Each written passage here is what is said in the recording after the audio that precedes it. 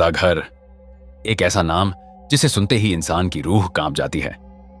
एक ऐसी जगह जहां मौत की खामोशी हर कोने में पसरी होती है। जब आप इस नाम को सुनते हैं तो आपके दिमाग में सबसे पहले क्या आता है? शायद ठंडी लोहे की वो तख्तियां, सफेद चादरों में लिपटे वो बेजान जिस्म और वो एक अजीब सी सड़ी हुई गंध जो आपके फेफड़ों में बैठ जाती है। एक अंधेरी और ठंडी इमारत जहां जिंदगी का आखिरी सफर खत्म होता है। इस मुर्दा घर वाले विषय पर आपने न जाने कितनी ही कहानियां सुनी होंगी। वही पुराने किस्से, वही बातें जो हर कोई दोहराता रहता है। लेकिन आज जो कहानी मैं आपके लिए लेकर आया हूं वो उन सब से बिल्कुल अलग है। यह कहानी आपको डराएगी नहीं, बल्कि अंदर तक झकझोर कर रख देगी। आज की यह कहानी एक ऐसे काले सच के बारे में है जिसके बारे में बात करने से भी लोग कतराते हैं। यह कहानी है मुर्दा घर के अंदर चल रही उस दरिंदगी की, उस वैश्यापन की, जहां उन बेजान लावारिस लाशों के साथ वो सब हो रहा है जिसकी एक आम इंसान कल्पना भी नहीं कर सकता। मैं आपको पहले ही चेतावनी दे रहा हूं, यह कहानी बेहद हिंसक, डरावनी और सिर्फ वयस्कों के लिए है। अगर आपका दिल कमजोर है तो आप अभी इस वीडियो को छोड़ सकते हैं, क्योंकि जो सच्चाई आज मैं बयां करने वाला हूं वो मानसिक तौर पर आपको असहज कर सकती है। इसे सिर्फ एक कहानी की तरह न सुने, बल्कि उस खौफ को महसूस करें जो उस मुर्दा घर की दीवारों के पीछे कैद है। कहानी शुरू करने से पहले मैं आप सभी से एक छोटी सी गुजारिश करना चाहता हूं। मैं एक छोटा सा क्रिएटर हूं, लेकिन हर बार कोशिश करता हूं कि आपके लिए कुछ ऐसा लेकर आऊं जो आपके रोंगटे खड़े कर दे। अगर आपको मेरा काम पसंद आता है तो प्लीज खूनी टेल्स को सब्सक्राइब जरूर करें और वीडियो को भी लाइक कर दें। इसी के साथ आप ये वीडियो किस शहर से देख रहे हैं, कमेंट सेक्शन में अपना नाम और अपने शहर का नाम जरूर लिखें। तो चलिए अपनी आंखें बंद कर लीजिए और महसूस कीजिए उस मुर्दा घर के अंधेरे को, जहां मौत इंतजार कर रही है। यह कहानी मेरी नहीं है, बल्कि मेरे ही एक दोस्त ने भेजी है। यह कहानी असल में मेरे एक दोस्त की सिस्टर की है। उन्होंने अपनी पहचान गुप्त रखने को कहा है, क्योंकि जो कुछ उन्होंने देखा और सहा वो किसी डरावने सपने से कम नहीं था। यह बात सन 2006 की है, जब एक सरकारी अस्पताल के मुर्दा घर की गलियों में एक ऐसी घटना घटी जिसने इंसानियत के चेहरे से नकाब उतार दिया। मुर्दा घर की उन ठंडी चैम्बरों में लाशें तो बेजान थीं, लेकिन वहां एक ऐसी भूख जाग रही थी जो मुर्दों को भी चैन से नहीं रहने देना चाहती थी। कहानी शुरू होती है सोनिया से। सोनिया एक ऐसी लड़की जिसे देखकर आपको अपने घर की किसी बहन या बेटी की याद आ जाएगी। सीधी सादी आंखों में बड़े बड़े सपने और चेहरे पर एक ऐसी मासूमियत जिसे देखकर पत्थर दिल भी पिघल जाए। सोनिया एक मध्यम वर्गीय परिवार से आती थी, जहां सपना देखना एक लग्जरी माना जाता है। उसके पिता, जिन्होंने अपनी पूरी जिंदगी पसीने की बूंदों में बहा दी, बस इसलिए ताकि उनकी बेटी के नाम के आगे डॉक्टर लग सके। सोनिया के पिता कोई अमीर आदमी नहीं थे। वो एक छोटी सी नौकरी करते थे, जहां दिन भर की चिक चिक के बाद जो चंद पैसे मिलते उन्हें वो सोनिया की पढ़ाई के लिए गुल्लक में डाल देते। उन्होंने अपनी फटी हुई बनियान नहीं बदली, अपनी चप्पलें घिस जाने पर भी नई नहीं खरीदी, बस इसलिए कि सोनिया की किताबों और उसकी कॉलेज की फीस में कोई कमी ना आए। हॉस्टल छोड़ने का वो दिन सोनिया को आज भी याद था। मां ने उसकी हथेली को कसकर पकड़ा हुआ था। उनकी आंखों में वो डर था जो हर मां को अपनी बेटी को दुनिया के मेलों में अकेला छोड़ते वक्त होता है। मां ने सोनिया के पल्लू में एक छोटी सी हनुमान चालीसा की किताब बांधते हुए कहा था, बेटा, दुनिया बड़ी जालिम है। जब भी मन घबराए या कोई डर लगे, इसे PRH लेना, हनुमान जी सब ठीक कर देंगे। और हां, शनिवार को मंदिर जाना मत भूलना। सोनिया ने मुस्कुराते हुए मां को गले लगाया था। उसे क्या पता था कि आगे जिस अंधेरे से उसका पाला पड़ने वाला है, वहां शायद दुआओं का रास्ता भी बहुत कठिन होगा। सोनिया अपनी मेहनत के दम पर अस्पताल में अपनी जगह बना रही थी, लेकिन कहते हैं ना कि जब आप अपनी काबिलियत से चमकने लगते हैं तो दूसरों की आंखों में चुभन होने लगती है। अस्पताल का वो कॉरिडोर, जहां सफेद कोट पहनकर लोग तो घूमते थे, लेकिन सबके दिल सफेद नहीं थे। सोनिया के साथ कुछ ऐसी लड़कियां भी इंटर्नशिप कर रही थी जिनके लिए डॉक्टर बनना सिर्फ एक रुतबे का खेल था। उनके पिता बड़े बड़े रसूखदार लोग थे, जेब में पैसों की गड्डियां और दिमाग में घमंड का नशा। सोनिया की सादगी और उसके काम के प्रति लगन उन अमीर जादियों को खटकने लगी। वो सोनिया का मजाक उड़ाती थीं, उसकी पुरानी साइकिल का, उसके सादे कपड़ों का और यहां तक कि उसके टिफिन में रखी सूखी रोटियों का भी। लेकिन सोनिया चुप रहती। उसे पता था कि उसे लड़ना नहीं, उसे पढ़ना है। पर साजिशें तो पर्दे के पीछे बुनी जा रही थी। एक शाम अस्पताल के एडमिनिस्ट्रेटर के केबिन में कुछ रसूखदार फोन आए। सोनिया की मेहनत पर पानी फेरने का प्लान तैयार हो चुका था। अगले ही दिन सोनिया के हाथ में एक लिफाफा थमाया गया। उसमें लिखा था, आपकी पोस्टिंग मुर्दा घर में की जाती है। सोनिया सन्न रह गई। मुर्दा घर, जहां ताजा हवा तक नसीब नहीं होती, जहां सिर्फ मौत का सन्नाटा होता है। उसने गुहार लगाई, विनती की, लेकिन सिस्टम का बहरापन उसे मुर्दाघर की उन काली कोठरियों की ओर धकेलने के लिए तैयार था। जब सोनिया भारी कदमों से पहली बार उस ठंडी इमारत की तरफ बढ़ी तो उसे वहां मिली ताई। ताई जो सालों से उन मुर्दों के बीच रहकर खुद भी जैसे पत्थर की हो गई थी। फर्श पर बहते खून को पोंछना और बेजान जिस्मों को नंबर देना ही ताई की जिंदगी थी। सोनिया को रोता देख ताई ने उसके कंधे पर अपना खुरदरा हाथ रखा और बहुत ही सरल देहाती लहजे में कहा, अरे बिटिया, रो मत। यहां जो सोए हुए हैं वो कुछ नहीं कहते। डरना तो उनसे चाहिए जो जिंदा होकर मुर्दों जैसा दिल रखते हैं। सोनिया ने सिसकते हुए पूछा, ताई, यहां लोग अपनी पहचान क्यों खो देते हैं? ताई ने एक लंबी सांस ली और एक लाश की ठंडी टांग पर बंधा पीला टैग दिखाते हुए बोली, यहां कोई डॉक्टर नहीं होता, कोई मास्टर नहीं होता और ना ही कोई अमीर गरीब। यहां सब अनजान हैं। ये देख रही है, इस पर लिखा है नंबर 402। ये किसी का बाप रहा होगा, किसी का बेटा, लेकिन आज इसकी पहचान सिर्फ ये प्लास्टिक का टुकड़ा है। यहां लाशों का कोई नाम नहीं होता सोनिया, बस एक सरकारी फाइल होती है और सड़ते हुए मांस की बदबू। ताई ने सोनिया को मुर्दा घर के हर उस कोने के बारे में बताया जहां से चीखें बाहर नहीं आती थीं। उन्होंने सिखाया कि कैसे एक्सीडेंट में फटे हुए शरीरों को संभाला जाता है, कैसे उन आंखों को बंद किया जाता है जो मरते वक्त भी फटी रह गई थीं। सोनिया सुन रही थी और उसका कलेजा मुंह को आ रहा था। ताई की बातों ने उसे एक ऐसी दुनिया का आईना दिखाया जहां इंसानियत का वजूद खत्म हो जाता है और सिर्फ रह जाती है खामोश मौत और उसका हिसाब किताब रखने वाला ये खौफनाक मुर्दा घर। मुर्दा घर की उस ठंडी और घुटन भरी दुनिया में सोनिया का सामना अब उन लोगों से होने वाला था जो जिंदा तो थे लेकिन उनके भीतर का इंसान मर चुका था। सबसे पहले बात करते हैं डॉक्टर मित्तल की। अस्पताल के रिकॉर्ड में डॉक्टर मित्तल एक मंझे हुए पोस्टमार्टम स्पेशलिस्ट थे।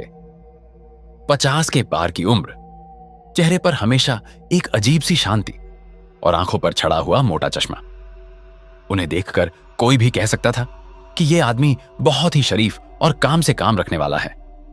लेकिन सोनिया ने गौर किया कि मित्तल की आंखों में एक खालीपन था, एक ऐसी ठंडक जो मुर्दों की खाल से भी ज्यादा बर्फीली थी। मित्तल का केबिन मुर्दा घर के सबसे आखिरी कोने में था। सोनिया जब भी उस केबिन के पास से गुजरती उसे एक अजीब सी गंध आती। ये गंध फिनाइल या दवाइयों की नहीं थी, बल्कि ये सड़ी हुई मांस और किसी पुरानी सीलन भरी जगह की मिलीजुली महक थी। मित्तल अक्सर घंटों उस केबिन के अंदर बंद रहते। बाहर बोर्ड लगा था, बिना अनुमति अंदर आना मना है, लेकिन उस बंद दरवाजे के पीछे मित्तल क्या करते थे ये कोई नहीं जानता था। एक दोपहर की बात है, डॉक्टर मित्तल किसी काम से बाहर गए थे और सोनिया को कुछ कागजात उनके केबिन में रखने को कहा गया। सोनिया का दिल धक धक कर रहा था। जैसे ही उसने दरवाजा खोला, वहीं सड़ी हुई गंध उसके नथुनों से टकराई। केबिन के अंदर रोशनी बहुत कम थी। मेज पर पुरानी फाइलों का ढेर लगा था।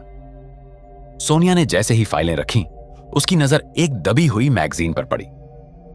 जिज्ञासावश उसने उसे थोड़ा बाहर खींचा। उसे लगा शायद कोई मेडिकल जर्नल होगा, लेकिन पन्ना पलटते ही सोनिया के हाथ कांपने लगे। वो कोई आम एडल्ट मैगजीन नहीं थी, वो हैवानियत का कच्चा चिट्ठा था। उसमें छपी तस्वीरें और बातें एक सामान्य इंसान की समझ से बाहर थीं। उसमें लिखा था कि कैसे किसी को तड़पाकर उसकी चीखों का मजा लेते हुए संभोग किया जाता है। उसमें अंगों को काटने, नाखूनों को खींचने और खून खराबे के बीच शारीरिक सुख पाने की घिनौनी तकनीकें लिखी थीं। सोनिया की आंखों के सामने अंधेरा छा गया। उसे समझ आ गया कि जो डॉक्टर मित्तल ऊपर से इतने शांत दिखते हैं, उनके दिमाग के भीतर एक खूंखार जानवर पल रहा है। वो कोई डॉक्टर नहीं, बल्कि एक विकृत मानसिकता वाला पागल दरिंदा है, जो शायद इन लाशों के बीच अपनी गंदी भूख मिटाने के रास्ते ढूंढता रहता है। अभी सोनिया इस सदमे से उभरी भी नहीं थी कि उसका सामना मुर्दा घर के दूसरे ग्रहण से हुआ। बिल्लू वॉचमैन। बिल्लू, जो कहने को तो गार्ड था, लेकिन उसकी ड्यूटी सिर्फ पहरेदारी तक सीमित नहीं थी। वो डॉक्टर मित्तल का दाहिना हाथ था। मैली सी जैकेट, आंखों में हवस की लालिमा और मुंह में हमेशा ठूंसा हुआ गुटखा। सोनिया जब केबिन से बाहर निकली तो बिल्लू ठीक दरवाजे के पास खड़ा था। वो उसे ऐसे देख रहा था जैसे कोई भूखा भेड़िया किसी मेमने को देखता है। उसने जानबूझकर सोनिया का रास्ता रोका और अपनी पैंट को ऊपर खींचते हुए एक गंदी हंसी हंसा। अरे मैडम जी, बड़े गौर से केबिन देख रही थी, कुछ मिल गया क्या? सोनिया ने नजरें नीची की और वहां से निकलने की कोशिश की, लेकिन बिल्लू उसके और करीब आ गया। उसने हवा में एक लंबी सांस खींची और अपनी सड़ी हुई आवाज में बोला, वाह मैडम, परफ्यूम बहुत मस्त लगाया है आपने, एकदम कड़क महक है, आपकी तरह। सोनिया का जी मिचलाने लगा। उसे ऐसा महसूस हुआ जैसे बिल्लू की वो गंदी नजरें उसके कपड़ों के पार देख रही हों। उसने बिना कुछ कहे तेज कदमों से वहां से भागने की कोशिश की, लेकिन पीछे से बिल्लू की वो भद्दी हंसी मुर्दा घर की दीवारों से टकराकर गूंजती रही। सोनिया को समझ आ गया था कि वो एक ऐसे दलदल में फंस चुकी है जहां एक तरफ खामोश दरिंदा मित्तल है और दूसरी तरफ ये खुलेआम घूमने वाला जानवर बिल्लू। ये दोनों मिलकर इस मुर्दाघर में मौत का ऐसा खेल खेल रहे थे जिसका अंदाजा सोनिया को अपनी जान देकर होने वाला था। कहते हैं कि जब विनाश काल आता है तो इंसान की मति मारी जाती है। सोनिया के साथ भी वही हुआ। डॉक्टर मित्तल के केबिन से वो मैगजीन देखकर सोनिया का मन इतना घबरा गया था कि वो बस वहां से भाग जाना चाहती थी। उसी हड़बड़ी और खौफ में उसने मेज पर रखी फाइलों में से एक फाइल उठाई और अपने बैग में डालकर सीधे हॉस्टल की तरफ भाग गई। उसे लगा कि उसने अपना काम पूरा कर लिया है, लेकिन वो नहीं जानती थी कि किस्मत ने उसके साथ कितना क्रूर मजाक किया है। रात के करीब 10:30 बज रहे थे। सोनिया अपने हॉस्टल के कमरे में बैठी उस फाइल को खोलने लगी ताकि कल की रिपोर्ट तैयार कर सके, लेकिन जैसे ही उसने पन्ने पलटे उसका कलेजा मुंह को आ गया। वो फाइल वह थी ही नहीं जो मित्तल ने उसे दी थी। वो तो अस्पताल के किसी पुराने रिकॉर्ड की धूल भरी फाइल थी। सोनिया का शरीर पसीने से तरबतर हो गया। वो जानती थी कि डॉक्टर मित्तल कितना सख्त आदमी है। अगर सुबह उसे पता चला कि सोनिया ने गलती की है और वो असली फाइल केबिन में ही भूल आई है, तो वो उसे कच्चा चबा जाएगा। सोनिया के पास सोचने का वक्त नहीं था। उसने अपनी घड़ी देखी, 11 बजने वाले थे। नियम के मुताबिक रात 9 बजे के बाद मुर्दा घर जाना सख्त मना था, लेकिन डर इंसान से क्या कुछ नहीं करवाता। सोनिया ने अपनी गुलाबी नाइटी के ऊपर एक चादर ओढ़ी, पैरों में चप्पल डाली और बिना किसी को बताए हॉस्टल के पिछले दरवाजे से बाहर निकल गई। उसे लगा कि वो जाएगी, फाइल उठाएगी और चुपके से वापस आ जाएगी। किसी को कानों कान खबर नहीं होगी। पर वो मासूम ये नहीं जानती थी कि आज की रात खामोश नहीं थी। आज की रात सोनिया की जिंदगी का आखिरी पन्ना लिखने के लिए खड़ी थी। रात का वो सन्नाटा, अस्पताल की वो पिछली गली जो मुर्दा घर की तरफ जाती थी, आज कुछ ज्यादा ही डरावनी लग रही थी। स्ट्रीट लाइटें टिमटिमा रही थीं, जैसे वो भी सोनिया को आगाह कर रही हों कि आगे मत बढ़ो। दूर कहीं गलियों में कुत्तों के रोने की लंबी और तीखी आवाजें गूंज रही थीं। देहाती इलाकों में कहते हैं कि जब कुत्ते रोते हैं तो उन्हें मौत नजर आती है। सोनिया ने अपनी चादर को कसकर लपेट लिया। हवा में एक अजीब सी ठंडक थी, पर सोनिया का गला सूख रहा था। मुर्दा घर की वो इमारत अंधेरे में किसी सोए हुए राक्षस की तरह लग रही थी। जैसे जैसे सोनिया गेट के करीब पहुंची, उसकी धड़कनें उसके कानों में सुनाई देने लगी।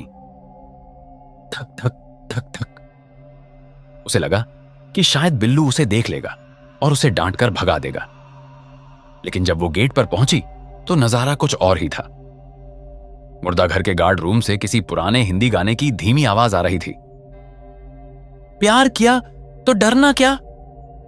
सोनिया ने दबे पांव खिड़की से झांक कर देखा।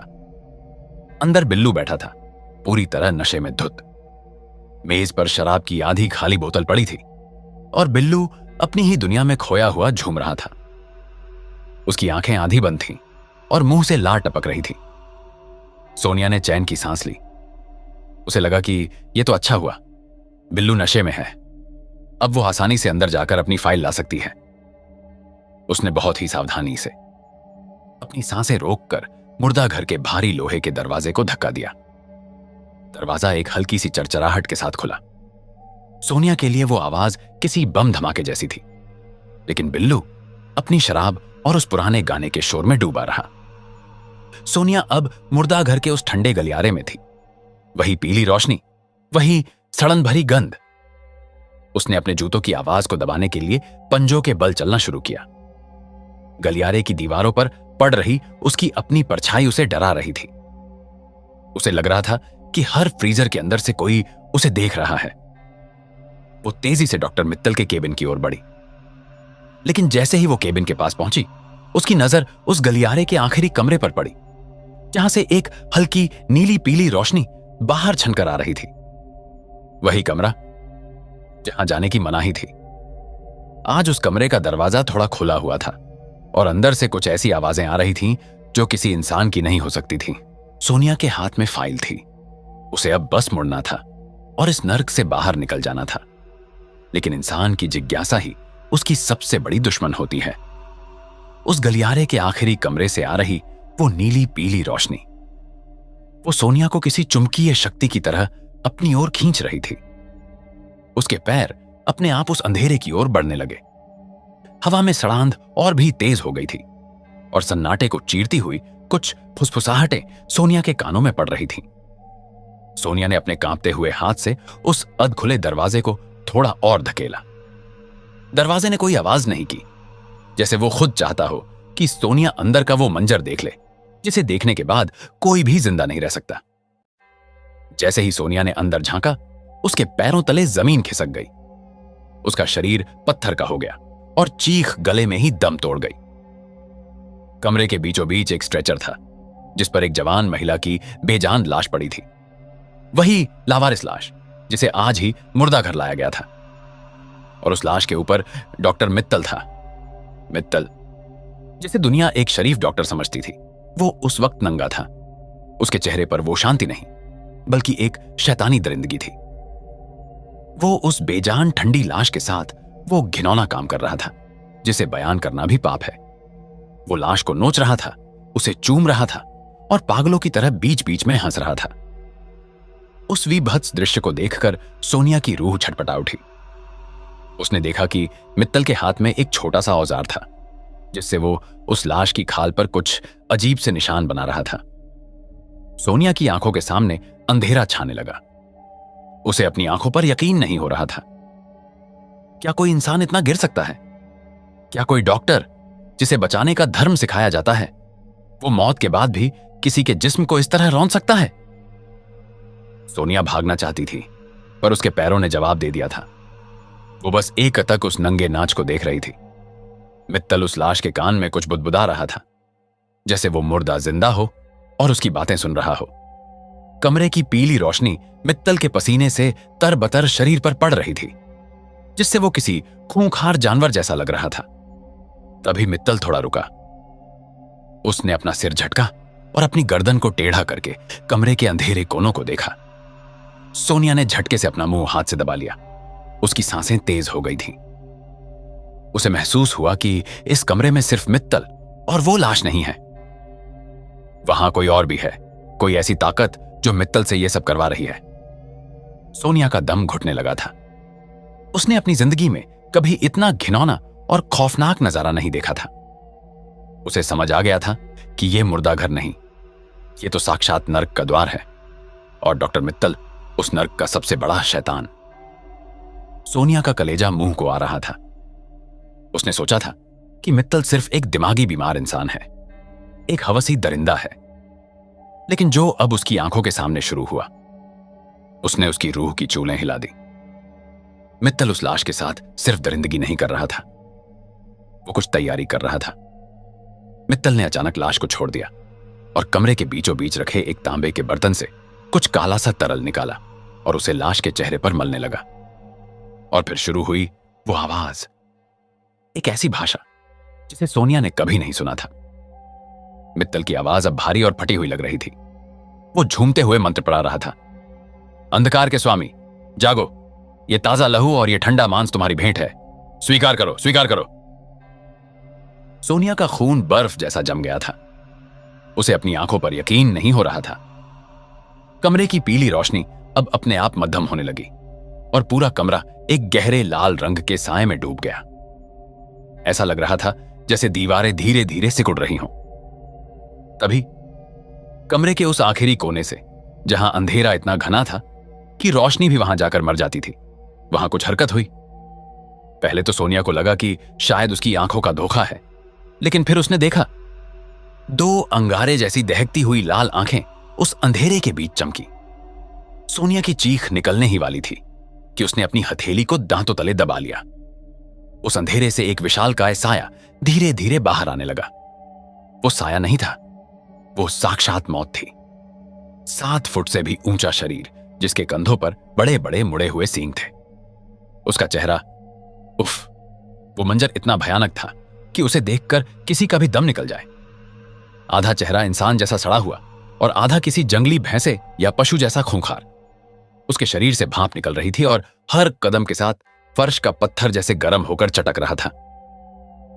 जैसे ही वो शैतानी आकृति पूरी तरह रोशनी में आई, डॉक्टर मित्तल, जो अब तक इतना घमंडी और सख्त दिखता था, वो किसी मामूली कीड़े की तरह जमीन पर घुटनों के बल बैठ गया।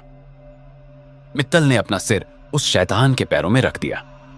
उसके चेहरे पर डर नहीं, बल्कि एक पागलों जैसी खुशी थी।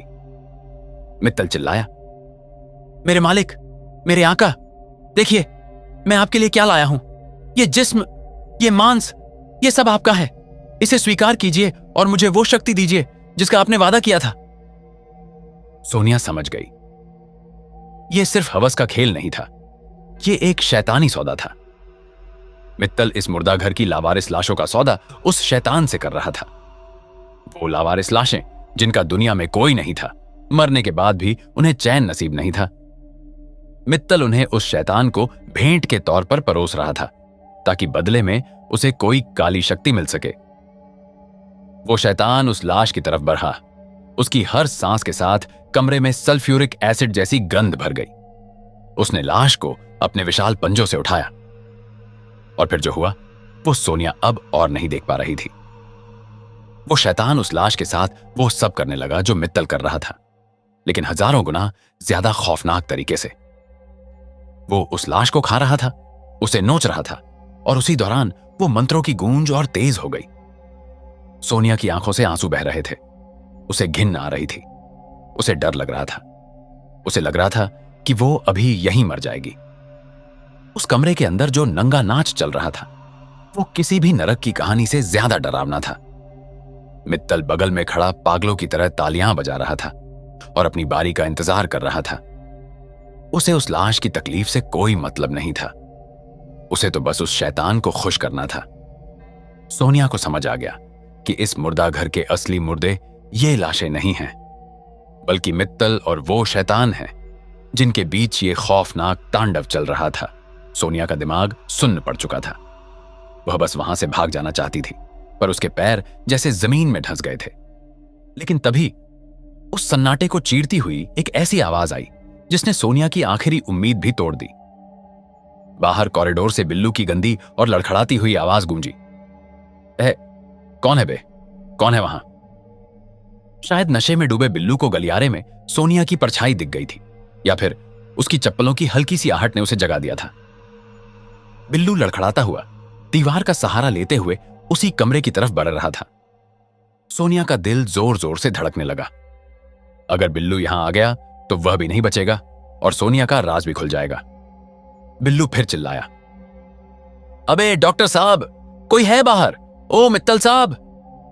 बिल्लू की ये एक चीख सोनिया के लिए मौत का वारंट बन गई थी। कमरे के अंदर मित्तल और उस शैतान के बीच चल रहा वो खौफनाक सौदा एक झटके में रुक गया। शैतान ने अपनी लाल आंखें दरवाजे की तरफ घुमाई और एक ऐसी दहाड़ मारी कि सोनिया के कानों से खून निकलने लगा। मित्तल झटके से खड़ा हुआ। उसके चेहरे पर वो पागलों वाला गुस्सा था जिसे देखकर मौत भी डर जाए। मित्तल ने आप देखा ना था, वो नंगे बदन ही दरवाजे की तरफ लपका और पागलों की तरह चिल्लाया, हरामखोर बिल्लू, कुत्ते की औलाद, क्यों चिल्ला रहा है? बिल्लू दरवाजे पर पहुंच चुका था।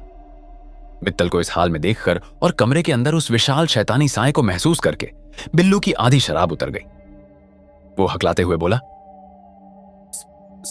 सर, कोई बाहर खड़ा था, मैंने देखा सर।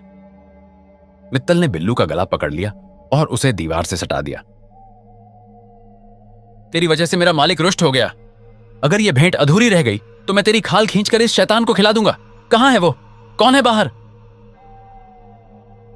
सोनिया समझ गई थी कि अब छुपने के लिए सिर्फ कुछ सेकंड बचे हैं। जैसे ही मित्तल ने बिल्लू को धक्का दिया, सोनिया बदहवास होकर पीछे की तरफ भागी। उसे और कुछ नहीं सूझा तो पास ही रखे एक जंग लगे लोहे के स्ट्रेचर के नीचे वह दुबक गई। उस स्ट्रेचर पर एक पुराना, मैला और खून से सना हुआ सफेद कपड़ा लटक रहा था जिसने सोनिया को पूरी तरह ढक लिया। मुर्दाघर का वो गलियारा अब खौफ का अखाड़ा बन चुका था। मित्तल ने बिल्लू के हाथ से टॉर्च छीनी और उसकी रोशनी गलियारे के अंधेरे कोनों में मारने लगा। सोनिया स्ट्रेचर के नीचे अपनी छाती से घुटने सटाकर बैठी थी। उसकी नाक के पास ही उस मैली चादर से सड़े हुए मांस की बदबू आ रही थी, पर वो अपनी सांसें रोककर पत्थर बन गई थी। मित्तल चिल्ला रहा था, बाहर निकल, जो कोई भी है बाहर निकल। अगर मैंने ढूंढ लिया तो तुझे ऐसी मौत दूंगा कि तू मरने के लिए दुआएं मांगेगा। तभी टॉर्च की वो तेज रोशनी सोनिया के स्ट्रेचर के पास से गुजरी। सोनिया ने अपनी आंखें कसकर बंद कर लीं। उसने मन ही मन हनुमान चालीसा की वो लाइनें याद की जो मां ने कही थी, पर उसका गला इतना सूख गया था कि शब्द बाहर नहीं आ रहे थे। टॉर्च की रोशनी उस फटी हुई चादर की झिड़ियों से छनकर सोनिया के चेहरे पर पड़ रही थी। बिल्लू के कदमों की आहट अब ठीक स्ट्रेचर के बगल में सुनाई दे रही थी। टक टक टक। बिल्लू रुका। उसने टॉर्च नीचे की तरफ घुमाई। सोनिया को लगा कि बस अब सब खत्म। बिल्लू ने स्ट्रेचर के पायदान को छुआ। सोनिया की आंखों के सामने उसके पिता का चेहरा आ गया, उनकी वो फटी बनियान और मां की वो दुआएं। क्या सोनिया की कहानी यहीं खत्म होने वाली थी? क्या वो इस मुर्दा घर की एक और लावारिस लाश बनने वाली थी? बिल्लू बड़बड़ाया, यहां तो कोई नहीं है साहब, शायद मेरा वहम था। पर मित्तल की आवाज पीछे से गूंजी, वहम नहीं था बिल्लू, मुझे उस मासूम मांस की खुशबू आ रही है। कोई यहीं है और वो हमारे बहुत करीब है। सोनिया स्ट्रेचर के नीचे अपनी सांसें रोककर लेटी थी। उसका शरीर डर के मारे बेजान लकड़ी जैसा हो गया था। उसे लगा कि शायद बिल्लू और मित्तल आगे निकल गए हैं। सन्नाटा इतना गहरा था कि उसे अपनी ही धड़कनें किसी हथौड़े की तरह सुनाई दे रही थी। उसने हिम्मत जुटाई और उस मैली चादर में बने एक छोटे से छेद के पास अपनी आंख ले गई, यह देखने के लिए कि क्या रास्ता साफ है। जैसे ही उसने उस छेद से बाहर झांका, सोनिया का पूरा वजूद कांप उठा। उसकी आंख के ठीक सामने, उस छेद के ठीक दूसरी पार, एक और आंख पहले से मौजूद थी। वो आंख डॉक्टर मित्तल की थी। वो आंख लाल थी, खून से भरी हुई, और उसमें एक ऐसी दरिंदगी थी जो किसी जंगली जानवर में भी नहीं होती। मित्तल वहीं झुका हुआ था, बिल्कुल स्ट्रेचर के पास। वो न जाने कितनी देर से सोनिया को उसी छेद से देख रहा था। मित्तल के चेहरे पर एक डरावनी मुस्कान उभरी और उसने फुसफुसाते हुए कहा, मिल गई, मेरी ताजा भेंट मिल गई। सोनिया के मुंह से चीख निकलने ही वाली थी कि मित्तल ने झटके से चादर को खींचकर फेंक दिया। इससे पहले कि सोनिया हिल पाती, मित्तल ने उसके रेशमी बालों को अपनी मुट्ठी में कसकर जकड़ लिया। सोनिया का सिर पीछे की तरफ झुका और वो दर्द से तड़प उठी। मित्तल उसे किसी मरी हुई खाल की तरह घसीटते हुए स्ट्रेचर के नीचे से बाहर ले आया।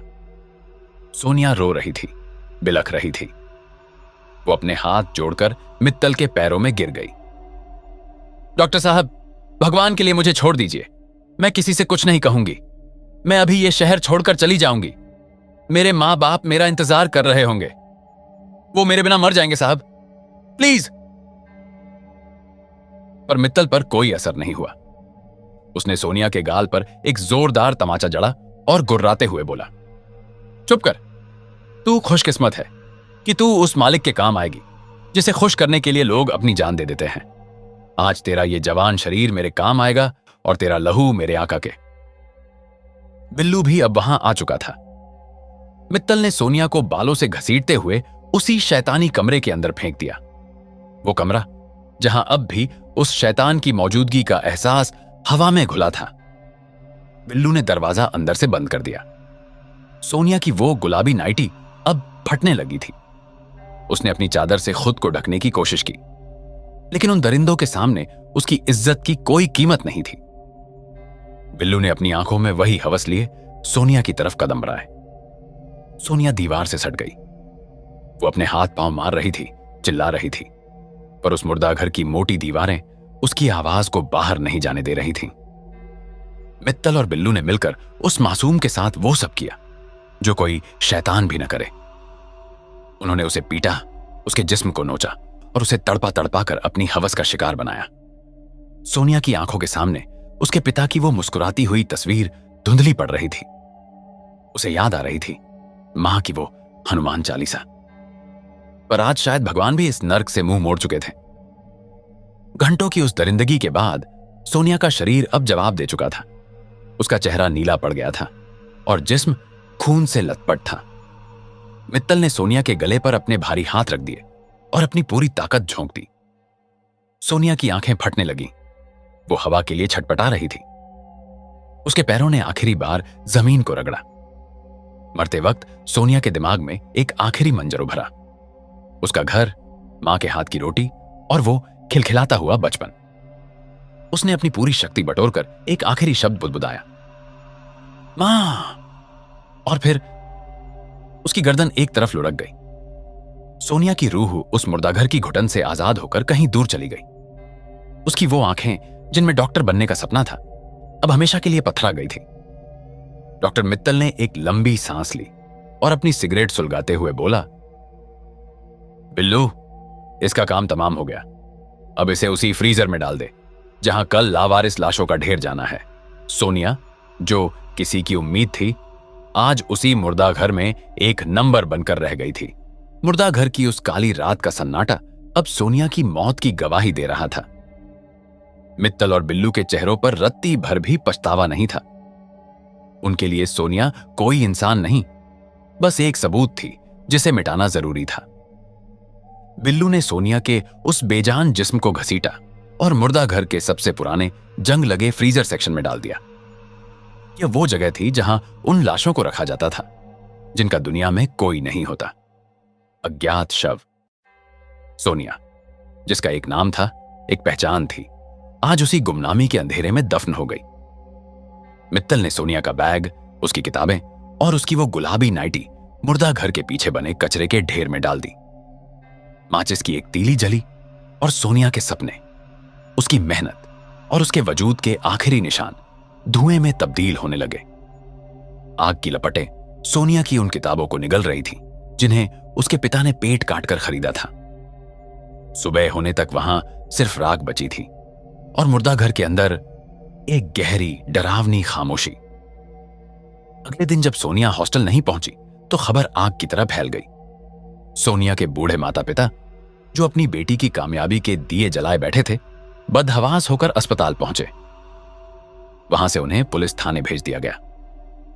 सोनिया के पिता, जिनकी कमर मेहनत के बोझ से पहले ही झुक चुकी थी, हाथ जोड़कर इंस्पेक्टर के सामने खड़े थे। उनकी आंखों के आंसू सूख चुके थे। बस एक खौफ था जो उनके चेहरे पर साफ दिख रहा था। साहब, मेरी बेटी कल रात से गायब है। वो बहुत सीधी है साहब, बिना बताए कहीं नहीं जाती। प्लीज उसे ढूंढ निकालिए। मेरी एक ही तो औलाद है वो। इंस्पेक्टर ने अपनी कुर्सी पर पीछे की ओर झुकते हुए बड़ ही भद्दे अंदाज में अपनी मूंछों पर ताव दिया। उसने सोनिया के पिता को ऊपर से नीचे तक देखा और एक ऐसी बात कही जो किसी भी बाप के कलेजे को चीर दे। इंस्पेक्टर घमंडी लहजे में, अरे बुढ़े, जवान बेटी है तुम्हारी, शहर की हवा लग गई होगी, किसी दोस्त या बॉयफ्रेंड के साथ मजे करने निकल गई होगी। आजकल की लड़कियां ऐसी ही होती हैं, घर से पढ़ने के बहाने निकलती हैं और फिर किसी के साथ रफ्फू चक्कर हो जाती हैं। जाओ, 2-4 दिन में खुद ही वापस आ जाएगी जब पैसा खत्म होगा। सोनिया के पिता के पैरों तले जमीन खिसक गई। जिस बेटी को उन्होंने फूल की तरह पाला था, जिसके चरित्र पर उन्होंने कभी शक नहीं किया, आज एक सरकारी अफसर उसे सरेआम नीलाम कर रहा था। मां जमीन पर बैठकर दहाड़े मारकर रोने लगी, लेकिन उस पत्थर दिल इंस्पेक्टर पर कोई असर नहीं हुआ। उसने रिपोर्ट लिखने तक की जहमत नहीं उठाई। यह हमारे समाज की वो कड़वी सच्चाई है जहां पीड़ित को ही मुजरिम बना दिया जाता है। अगर कोई लड़की गायब हो जाए तो सबसे पहले उसके चरित्र पर कीचड़ उछाला जाता है ताकि सिस्टम को काम न करना पड़े। सोनिया के पिता कई दिनों तक थाने की सीढ़ियां घिसते रहे, कभी हाथ जोड़े तो कभी पैरों में गिरे, लेकिन मित्तल जैसे ऊंची पहुंच वाले लोगों के सामने एक गरीब की पुकार भला कौन सुनता। वक्त बीतता गया, दिन हफ्तों में और हफ्ते महीनों में बदल गए। शुरुआत में जो थोड़ा बहुत शोर मचा था वो भी अस्पताल के गलियारों में कहीं खो गया। पुलिस ने फाइल पर मिसिंग का ठप्पा लगाकर उसे अलमारी के सबसे निचले कोने में फेंक दिया। सोनिया अब महज एक अनसुलझी फाइल बनकर रह गई थी। सोनिया की मां की आंखें पत्थर हो गईं। वो हर शनिवार आज भी हनुमान मंदिर की दहलीज पर बैठी रहती है, इस उम्मीद में कि शायद उसकी बेटी सामने से दौड़ती हुई आएगी और उसे गले लगा लेगी। पिता अब बूढ़े नहीं, जिंदा लाश बन चुके हैं। वो रोज उस मुर्दा घर के सामने से गुजरते हैं जहां उनकी बेटी का कत्ल हुआ था, लेकिन उन्हें अंदाजा भी नहीं कि सोनिया की रूह आज भी उसी फ्रीजर की ठंडक में इंसाफ के लिए भटक रही है। सिस्टम जीत गया था, दरिंदगी जीत गई थी और एक मासूम की कहानी बिना किसी इंसाफ के खामोशी के उस गहरे समंदर में डूब गई। कहानी यहां खत्म हो सकती थी। हम मान सकते थे कि सोनिया की मौत के साथ वो बुराई भी खत्म हो गई, लेकिन हकीकत इससे कहीं ज्यादा खौफनाक है। आज भी जब उस शहर की घड़ियां रात के 12 बजाती हैं और अस्पताल की गलियों में सन्नाटा पसर जाता है, उस मुर्दा घर की पीली बत्तियां आज भी वैसे ही टिमटिमाती हैं। डॉक्टर मित्तल आज भी उसी सफेद कोट को पहनकर अपनी आंखों पर वही मोटा चश्मा छराए फाइलों में डूबा रहता है। उसके चेहरे की वो बनावटी शराफत आज भी वैसी ही है। और बिल्लू, वो आज भी उसी गेट पर गुटखा चबाते हुए आने जाने वाली लड़कियों को अपनी गंदी नजरों से नापता है। उन दोनों के लिए सोनिया महज एक गुजरा हुआ कल थी, एक ऐसी भेंट जिसने उन्हें अपनी शक्ति के और करीब पहुंचा दिया। अस्पताल के उस फ्रीजर सेक्शन में जहां लावारिस लाशें रखी जाती हैं, आज भी कभी कभी रात के सन्नाटे में किसी के सिसकने की आवाज आती है। लोग कहते हैं कि वो हवा का झोंका है, लेकिन जो जानते हैं वो बताते हैं कि वो सोनिया की रूह है जो आज भी उन दीवारों के बीच कैद है। वो दरिंदे आज भी आजाद घूम रहे हैं उसी मुर्दा घर के गलियारों में शिकार की तलाश में। उन्हें इंतजार है किसी और सोनिया का, किसी और मासूम सपने का, जिसे वो अपनी हवस और उस शैतानी सौदे की आग में झोंक सके। दोस्तों, सोनिया की यह कहानी सिर्फ एक कहानी नहीं है, बल्कि एक कड़वी चेतावनी है। हम अक्सर उन लोगों पर भरोसा कर लेते हैं जो सफेद पोश ओढ़े समाज के रक्षक बने फिरते हैं, लेकिन याद रखिए, शैतान हमेशा सींग लगाकर नहीं आता। कभी कभी वो डॉक्टर के कोट में होता है, कभी पुलिस की वर्दी में, तो कभी किसी रसूखदार के लिबास में। सावधान रहें, अपने आसपास की खामोशी पर नजर रखें, क्योंकि आप नहीं जानते कि जिस अस्पताल में आप इलाज कराने जा रहे हैं या जिस सुनसान गली से आप गुजर रहे हैं, वहां नकाब के पीछे कौन सा आदमखोर बैठा है। सोनिया ने भी कभी नहीं सोचा था कि उसका डॉक्टर बनने का सपना उसके लिए साक्षात नर्क का दरवाजा खोल देगा। ये दुनिया जितनी सीधी दिखती है, उससे कहीं ज्यादा गहरी और काली इसकी जड़ें हैं। तो दोस्तों, ये थी आज की वो खौफनाक दास्तान जिसने हमें यह सोचने पर मजबूर कर दिया कि इंसानियत आखिर कहां जाकर खत्म होती है। अगर सोनिया की इस कहानी ने आपकी रूह को झकझोर दिया हो तो इस वीडियो को लाइक जरूर करें। आपकी एक लाइक हमें ऐसी और भी छिपी हुई सच्चाइयां सामने लाने का हौसला देती है। जाने से पहले कमेंट सेक्शन में यह लिखना ना भूलें कि आपको यह कहानी कैसी लगी। और हां, अपने शहर का नाम और अपना नाम लिखना मत भूलिएगा। अगर आप इस चैनल पर नए हैं तो अभी सब्सक्राइब कर दें ताकि अगली खौफनाक दास्तान आपसे मिस ना हो जाए। इस वीडियो को अपने दोस्तों और परिवार के साथ शेयर करें ताकि वो भी सतर्क रह सके। जल्द ही मिलूंगा एक और ऐसी ही रोंगटे खड़े कर देने वाली कहानी के साथ। तब तक अपना और अपनों का ख्याल रखें।